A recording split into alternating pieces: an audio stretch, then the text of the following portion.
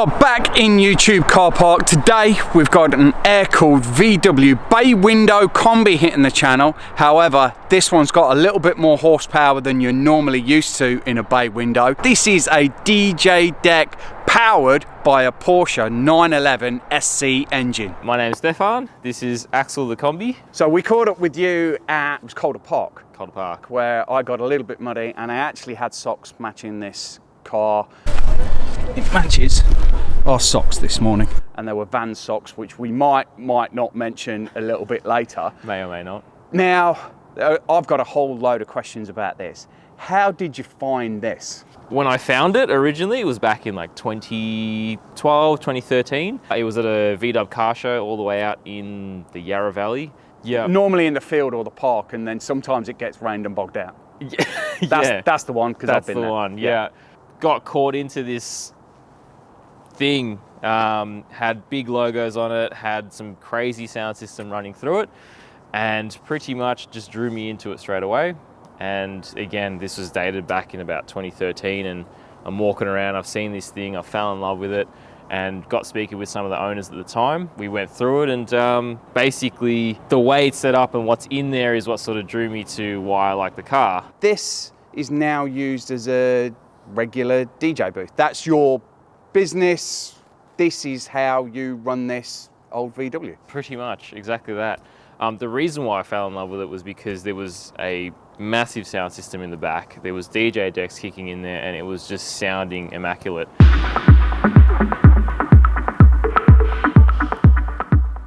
Instantly fell in love, and I thought, this is pretty great. Spoke with the owners at the time, and they said, hey, do you want to do a set? It literally came out of the factory yesterday, and you'll be one of the first to jump into it and do a DJ set. And young, naive me thought, okay, why not? What could go wrong? Let's get a USB out, plug it in, and go from there.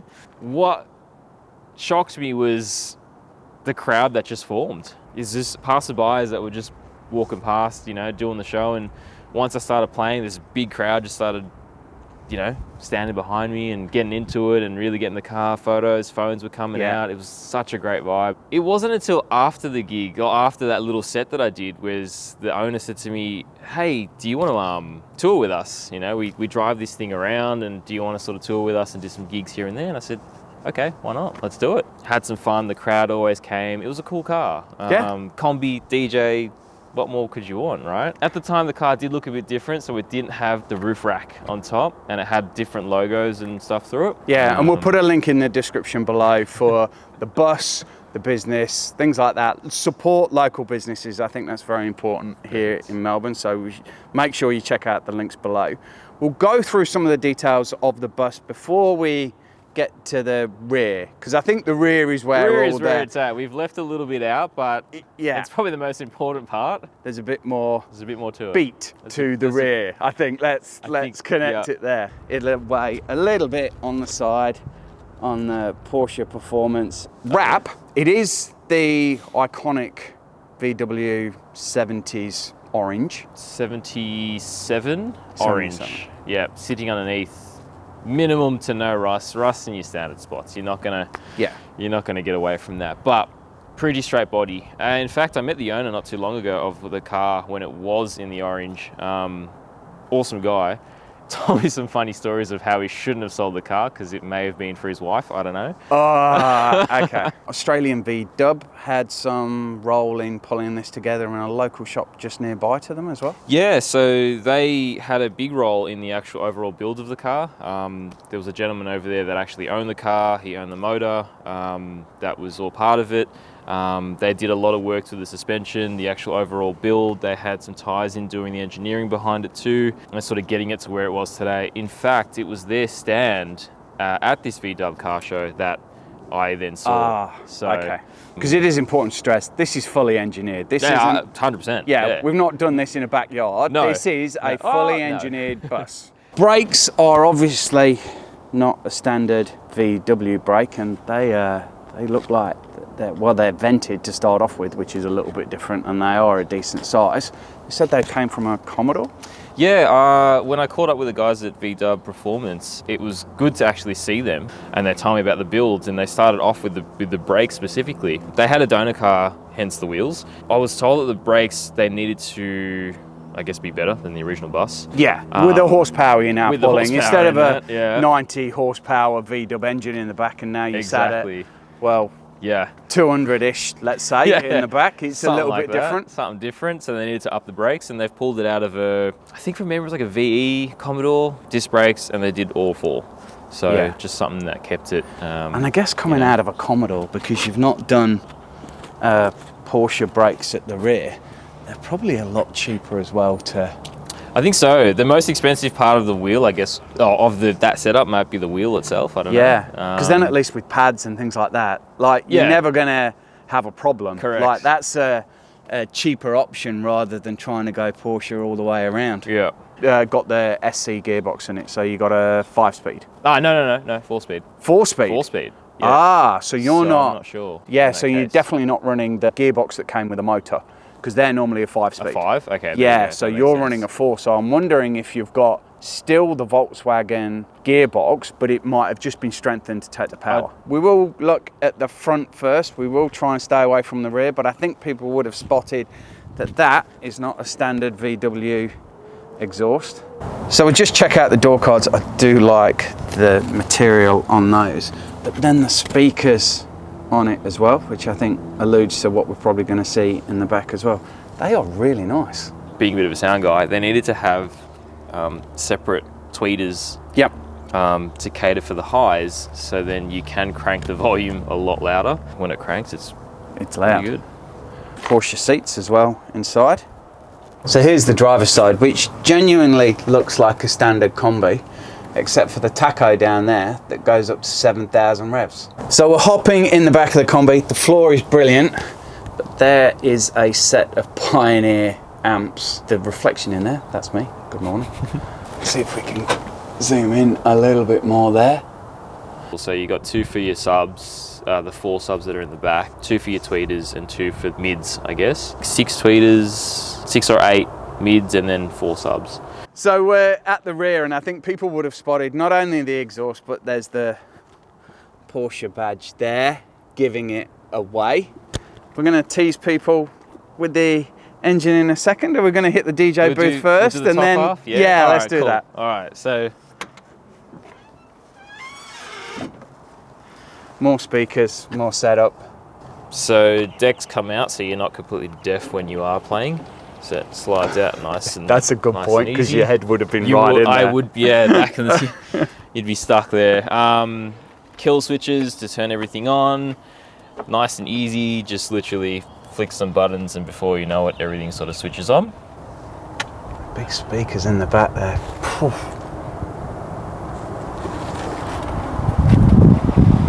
So these are great because when you are listening to them, they blast out that way. Yeah. And the subs basically, they do hurt if you're standing here for a long period of time, but I love music, so I'm not really too fast. But you definitely want to have this sort of pulled out while you're DJing, because if you're not, you probably get a headache. It's just a bit too loud. It is. But it's not, is that ever a bad thing, you know? I don't think so.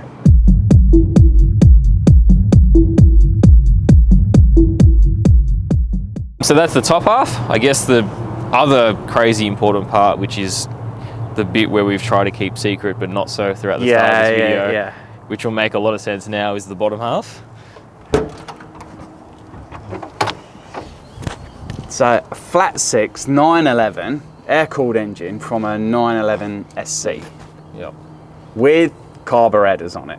Crammed in there nicely. And it does fit very well. I think it's probably because it is the bay window engine bay that there is quite a bit of space at the top of the carbs, and it's not too bad. The only other thing that I just thought of was that normally in a bus you have access from the top here, don't you? For For being able to get in and at least being able to access it, like, because there's the tray to lift out. yes. But now no, that has disappeared. does not exist. Which, to be fair, I'm not quite sure there'd be a lot that well, there'd be a bit round the back sometimes, but most of the time in a 911 you'd have that problem anyway. Yeah. There's no real difference. From what I do know, when the gentleman made or got his hands on the engine from the donor car, he'd ripped it out, reconditioned it, put some big effort into it and made it quite strong. Does look like it's got a little bit more access than I'd probably expect in my SC engine bay. And of course it's got the heater delete, no air conditioning, no point in that. It's pathetic in an old 911 anyway, and trying to cool a VW with one of these air conditioners would be a complete waste of time. So just up there is the ignition system. This doesn't run your standard CDI, and probably good that it's in here with the carbs on it, that it's tuned a little bit differently and a little bit easier to tune. And of course it is a modified exhaust, because if you had the old SC box on it, it probably wouldn't fit underneath very well at all. A 911 SC engine in an old VW Kombi.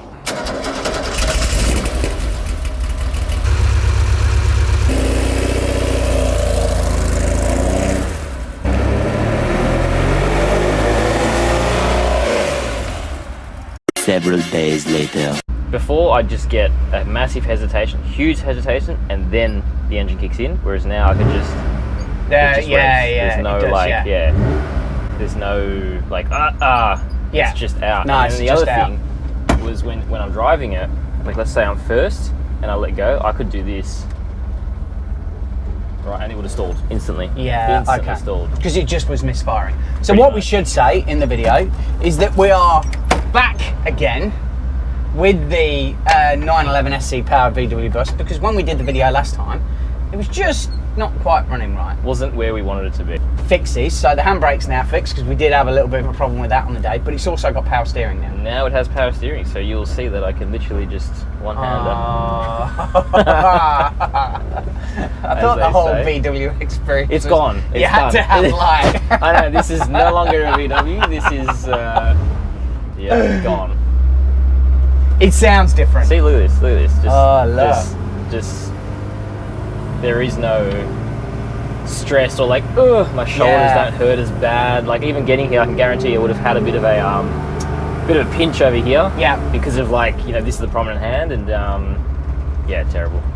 When I got it home that day, it was a shame because I'm driving back and I'm so sad. My car is just not where I want it to be. And obviously we did the video and I was like, this is horseshit, excuse my French. You know, because I really wanted it to be like, this is the car, Yeah. you know, and obviously it wasn't. To the point where we got back, I dropped my brother off, and I was like, let's just have a quick look. Like, I know the leads are in place in the right direction. We know that. We ticked that off over there. Well, let's have a look. And he's pulled out the left side of the motor in the leads, and he goes, yep, pop, pop, pop. And he's popped him back in, and he goes, yeah, all right. And he's back out again. He's popped him in, and then he's like, something doesn't feel right. I'm like, okay. So we did the left-hand side. And you pop them out and they clip back in nicely. You know when you hear that spark plug? Yeah. So he's done that, and he's like, no, there's something wrong with, on the right-hand side, the first and the second cylinder. Sorry, not cylinder. Well, yeah. Yeah. And he's like, no, this isn't right. Because you felt a clip, but in essence, all that was happening was, like there's a spark plug, and it would just go like this on the side, the cover, and just sit in, and it would clip like that. So it wasn't even actually touching. So technically we had no cylinder actually firing. Yeah, and it had a little bit of a... It sounded like a combi. Yeah. The next cool mod that I want to try and see if I can achieve, being the electrical mind, is get some power windows for this. Now, I don't know if it's possible, but a friend of mine... I would have thought so. I think so. I don't know. I'm gonna see if I can put something together. Yeah. A friend of mine in the US sent me a video of a Bronco. Yeah. And it was like an old Bronco they redid. And the one scene in this video was that they had these still, so they had the old winders, Yeah. but it was electric, so you lift it up and it's like a button. You go up, Yeah. and it goes up, and you push it down, it goes down, and that sat with me. I'm like, I wonder, Yeah. because that will then, because when I get these doors retrimmed, I think your side has it. The amount of times I open that window, they've scuffed that panel, so it's a bit dim. You know what I mean? Yeah. I get what you mean. So I'm going to retrim that eventually, and when I do, I'll get that window reg in there, and all it is just a tap push button. So it still keeps the old school look, but it Yeah, because you could even have it like you move this one way and move it the other way. Exactly it. Yeah, and Exactly still it. keep that. Yep. Yeah, that's a cool idea. Oh, yeah. Yeah. You can hear it. Yeah. It's got that Porsche rumble. Yeah. Oh, listen to that go. Yeah, and you feel it now. Like when you're driving and you see other cars, you can give it a bid, and like other cars will see a bus go through, they're like, what the hell just happened? Like, this way, Tom. Tunnel. Go tunnel if you can. You can't miss a tunnel with this.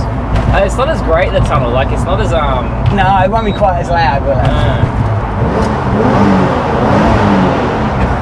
It's still pretty cool. It's not bad at all. Every time in the tunnel in like my daily car or whatever, and you hear that one person that's like, yeah. And you're like, all right, mate, calm down. And the funniest part now is people will be turning around saying, what? Where's that? What's doing that? I don't see any. Is that the Tesla? Surely not. Yeah, because this thing drinks, like I'm telling you. I mean, apart from what we spoke about last time. Yeah, because we should probably cover that, because we talked about last time how it does drink fuel, but in an old VW, your fuel tank's probably about 40 litres. Yes. In a 911 SC, you've got 80 litres. 80, yeah. So you're already half a tank down. Yeah. And then you're trying to push this through the air as well. So it is drinking fuel on half the size tank. Yeah. Yeah. In any normal instance, like in any normal car, you watch your fuel, like, oh yeah, cool. You get to your destination, you're like, oh yeah, it's not too bad. Problem is you look at that, you haven't even reached your destination, you're like, what? And imagine, like it'd be handy, like if you're doing gigs in this, and you're going on a long trip, surely you're like, at some point I need to carry a jerry can. Well, yeah. Yeah. I mean, that's at the really moment we're rolling the dice. We're giving it a go and we'll see.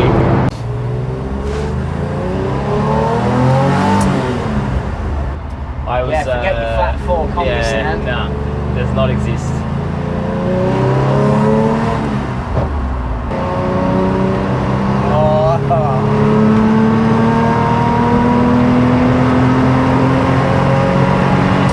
That's third gear as well. Yep. It hangs on, doesn't it? That was 100.